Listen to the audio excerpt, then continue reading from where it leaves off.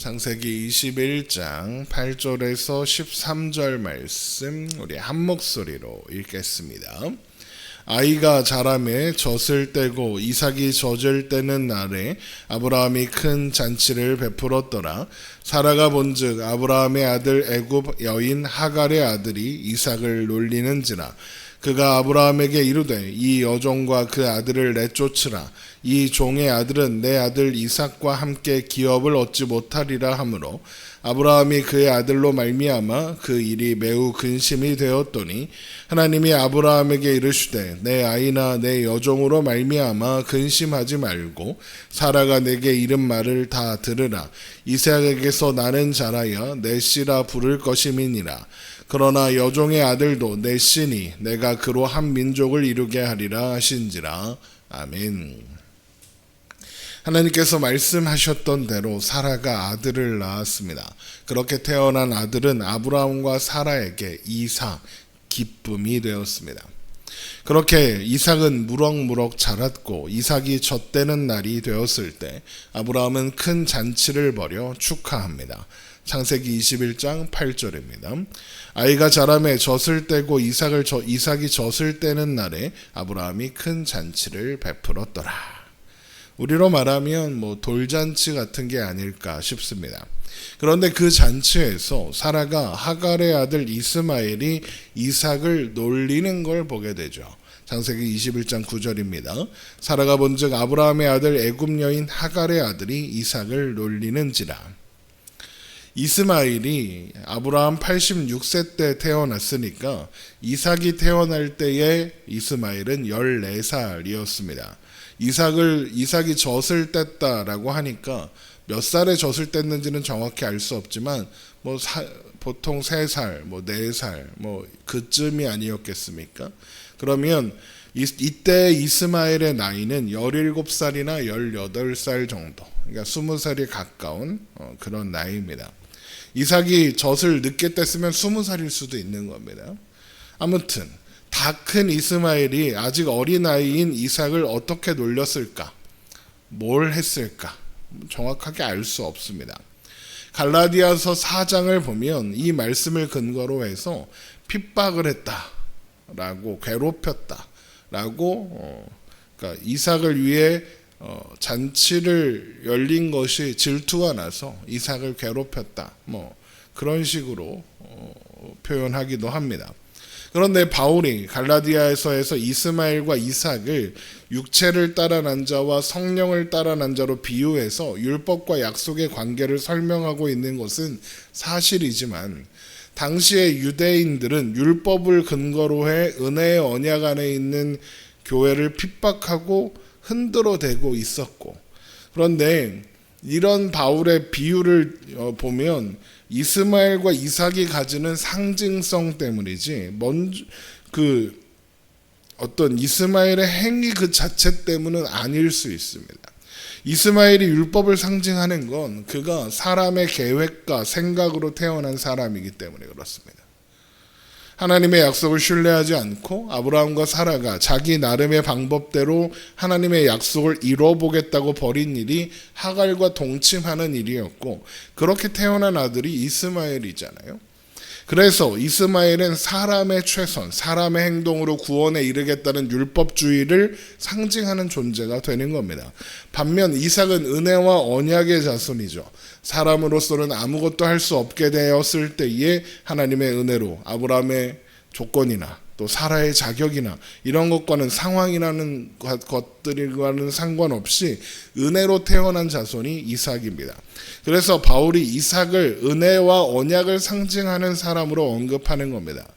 그러니까 이삭이 이스마엘한테 괴롭힘을 당했다던가 혹은 이스마엘이 이삭을 놀렸다, 이 일 때문에 이런 대결 구도를 만든 게 이런 대결 구도로 상징하여 비유하는 게 아니라는 겁니다.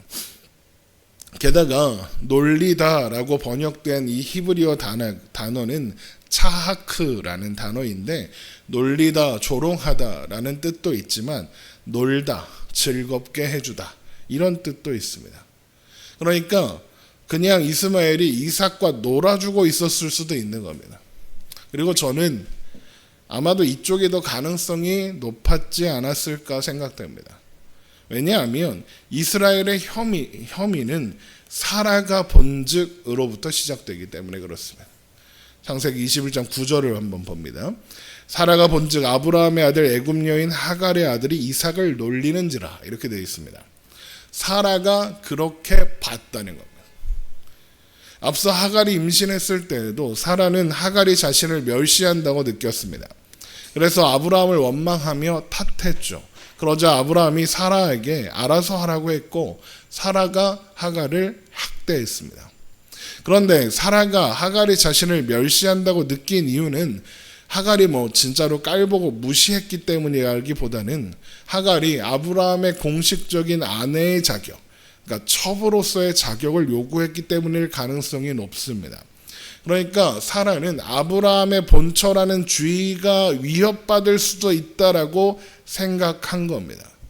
그래서 하갈을 그렇게 공격한 거죠. 그리고 하갈이 하는 행동이 마음에 들지 않았던 겁니다. 물론 사라도 그럴만합니다. 남편인 아브라함은 자신의 안전을 위해서라면 아내를 누이 동생이라고 자꾸 속이고 다른 남자에게 자꾸 팔아먹는 그런 남편이거든요. 그러니 새파랗게 젊은 여자가 남편의 아이를 임신하더니 이제는 아내의 자격까지 요구합니다. 화가 나고 하갈이 믿고 자신을 업신여긴다고 느꼈을 겁니다. 사라가 가지고 있는 자격지심, 열등감이 하갈의 행동 하나하나가 자신을 업신여기고 멸시하는 행동으로 보이게 했을 겁니다. 자격지심이란 게 그런 거잖아요.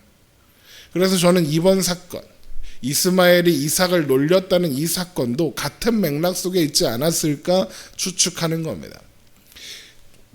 90세의 아들을 낳은 사라는 기뻤습니다. 이제 이삭이 아브라함의 유업을 이어받을 겁니다. 얼마나 뿌듯하고 얼마나 자랑스러웠겠습니까? 그런데 이스마엘이 이삭을 데리고 노는 겁니다. 그러면서 이스마엘이 이삭한테 뭐라고 했겠습니까? 형이랑 놀자. 형이랑 이거 할래? 저거 할래? 형이 이거 해줄게? 형이 했을 거 아닙니까?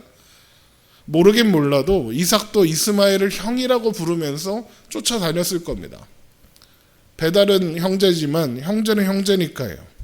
하지만 사라의 눈에 그런 모습은 전혀 다르게 보였을 겁니다. 저 첩의 자식이 형 행세를 하려고 하는구나. 저 첩의 자식이 감히 장자가 되려고 하는구나. 이렇게 보였을 겁니다. 조금 뒤에 나오는 에서와 야곱의 이야기에서 알 수 있는 것처럼 장자의 권한이라는 건 당시에 아주 중요한 권리였습니다. 그런 상황에서 사라는 이스마엘이 장자 노릇, 형 노릇 하려고 하는 게 마음에 들지 않았을 겁니다. 물론 제 추측이고 실제로 이스마엘이 이삭을 괴롭혔을 수도 있습니다. 진짜로 희롱하면서 막 그랬을 수도 있고 이삭을 위한 잔치에서 형 행세를 하면서 장자로서 입지를 굳히려고 시도했을 수도 있습니다. 그런데 나이가 17살, 18살이면 질풍노도의 시기 아닌가요? 별 생각 없을 것 같은데 그때가 제일 생각 없는 나이잖아요. 물론 그랬을 수도 있죠. 아브라함이 죽으면 다 물려받을 줄 알았는데 이삭이 태어나니까 이게 자신의 입지를 위협하는 것처럼 느껴졌을 수도 있으니까요. 다만 분명한 건 사라가 이스마엘을 위협으로 판단했다는 거고 사라가 그런 판단을 한 것은 단순히 이스마엘이 이삭을 놀리는 행동을 했기 때문이 아니라 아브라함의 기업의 상속자는 이스마엘이 아니라 이삭이어야 한다는 생각을 하고 있기 때문이라는 겁니다. 그래서 사라가 아브라함에게 하는 말을 보세요. 하갈과 이스마엘 쫓아내면서 뭐라고 하는지 한번 보세요. 창세기 21장 10절입니다. 그가 아브라함에게 이르되 이 여종과 그 아들을 내쫓으라. 이 종의 아들은 내 아들 이삭과 함께 기업을 얻지 못하리라 하므로. 이 종의 아들은 내 아들 이삭과 함께 기업을 얻지 못하리라. 이스마엘은 아브라함의 상속자가 될 자격이 없다라고 주장하는 겁니다. 이스마엘 저놈이 우리 아들을 괴롭혔어라고 말하지 않습니다. 그러니까 지금 사라에게는 이스마엘이 이삭을 놀린 사건은 중요하지 않습니다. 이스마엘이 아브라함의 기업을 물려받는 상황을 만들지 않는 것, 그게 더 중요한 겁니다. 어떤 면에서 사라의 말은 옳습니다. 하나님께서 사라가 낳을 아들 이삭이 약속의 자손이라고 하셨거든요. 몇 장 앞으로 넘어가서 창세기 17장 19절을 보겠습니다. 창세기 17장 19절. 하나님이 이르시되 아니라 내 아내 사라가 내게 아들을 낳으리니 너는 그 이름을 이삭이라 하라. 내가 그와 내 언약을 세우리니 그의 후손에게 영원한 언약이 되리라. 이렇게 되어 있습니다. 그러니까 사라의 말은 옳습니다. 이스마엘은 이삭과 함께 아브라함의 기업을 받지 못할 겁니다. 그러나 그렇다고 해서 하갈과 이스마엘을 아무 대책 없이 쫓아내라는 건 나가서 죽든지 말든지 상관없다 이런 뜻이죠. 아니죠. 정확하게 나가서 죽으라는 겁니다. 하갈이 아브라함의 아이를 임신하고 싶어서 임신했나요? 아브라함과 동침하고 싶어서 동침했을까요? 아니거든요. 사라가 먼저 제안했고 사라가 시킨 겁니다. 그러니까 하갈이 주인의 명령을 따라 아브라함과 동침한 거고 임신한 겁니다. 하갈이 임신하고 아들을 낳은 건 모두 사라의 욕심의 결과입니다. 그래놓고 나 몰라라 하는 건 나쁜 거고 무책임한 겁니다. 그렇게 이 문제는 이제 아브라함에게 넘어가는 겁니다. 그러니 아브라함이 어떻겠습니까? 근심하는 거죠. 창세기 21장 11절. 아브라함이 그의 아들로 말미암아 그 일이 매우 근심이 되었더니. 아브라함이 근심하는 이유는 여러분 예상하는 것처럼 이스마엘도 분명히 아브라함의 아들이고 게다가 장자였고 하갈이 이스마엘에 대해서 받은 약속도 있고 하나님 분명 아브라함의 자손들이 땅의 티끌처럼 하늘의 별처럼 많게 하시겠다고 약속하셨고 그러려면 아들이 하나라도 더 있으면 좋지 않겠습니까? 그래서 아마도 아브라함은 그러려면 이삭 하나로는 부족하고 이스마엘도 있으면 좋은 거 아닌가? 이렇게 생각했을 겁니다. 결국 아브라함은 여전히 자신이 뭔가 해서 하나님의 약속을 성취해야 한다고 생각하고 있는 상태인 겁니다. 여전히 아브라함은 부족한 게 참 많은 사람이에요. 근심하고 있는 거죠. 하나님의 약속을 벌써 까먹었어요. 이삭이라 그랬는데 이스마엘도 있어야 된다 이러고 있는 거니까요. 그래서 하나님이 말씀하시는 겁니다. 근심하지 말고 두 사람 내보내라. 이삭에게서 나는 자라야 내 씨라 부를 것이다 라고 말씀하시는 거죠. 창세기 21장 12절입니다. 하나님이 아브라함에게 이르시되 내 아이나 내 여종으로 말미암아 근심하지 말고 사라가 내게 이른 말을 다 들으라. 이삭에게서 나는 자라야 내 씨라 부를 것임이니라. 그렇다는 건 이스마엘에게서 나는 자는 아브라함의 씨라고 부르지 않겠다 이런 뜻이죠. 하나님께서 주신 약속에 해당하는 사람은 이삭이지 이스마엘이 아니니까 걱정하지 말고 내보내라는 겁니다. 무슨 뜻입니까? 이스마엘이 없어도 하나님의 약속은 성취된다는 겁니다. 물론 그렇다고 해서 하나님께서 이스마엘을 방치하시거나 버리셨다 이런 의미는 아닙니다. 사라처럼 나가서 죽어라 이런 건 아닙니다. 그 또한 이스마엘 또한 아브라함의 씨임으로 하나님은 이스마엘을 통해서 한 민족을 이루실 겁니다. 창세기 21장 13절입니다. 그러나 여종의 아들도 내 씨니 내가 그로 한 민족을 이루게 하리라 하신지라. 이 모든 일은 애초에 아브라함이 하갈과 동침하지 않았다면 또 사라가 그것을 제안하지 않았다면 그냥 하나님의 약속을 신뢰하고 기다렸다면 일어나지 않았을 일입니다. 이 모든 일은 사람이 자신의 최선으로 하나님의 약속을 성취해 보겠다고 까불다가 일어난 사고들입니다. 그래놓고 어찌 보면 피해자의 위치에 있는 하갈과 이스마엘을 괴롭히고 핍박하는 겁니다. 여러분 사람의 최선은 늘 이 모양입니다. 그래서 늘 사고를 치는 겁니다.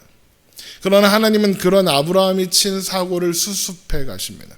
아브라함의 연약함과 부족함마저도 합력하여 선을 이루게 하십니다.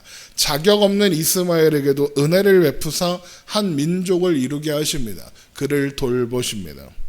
약속의 성취를 기다리지 못하고 자신의 방법으로 약속을 성취하고자 했던 아브라함이라는 자격 없는 자와 그 방법을 따라 나온 약속의 자녀가 아닌 이스마엘이라는 자격 없는 자를 하나님이 돌보시는 겁니다. 사람의 최선이 아니라 하나님의 은혜가 우리를 살게 하는 겁니다. 사람의 최선은 결국 죽음이라는 결론에 이를 뿐입니다. 그래서 우리에게는 은혜가 필요한 겁니다. 기도하겠습니다.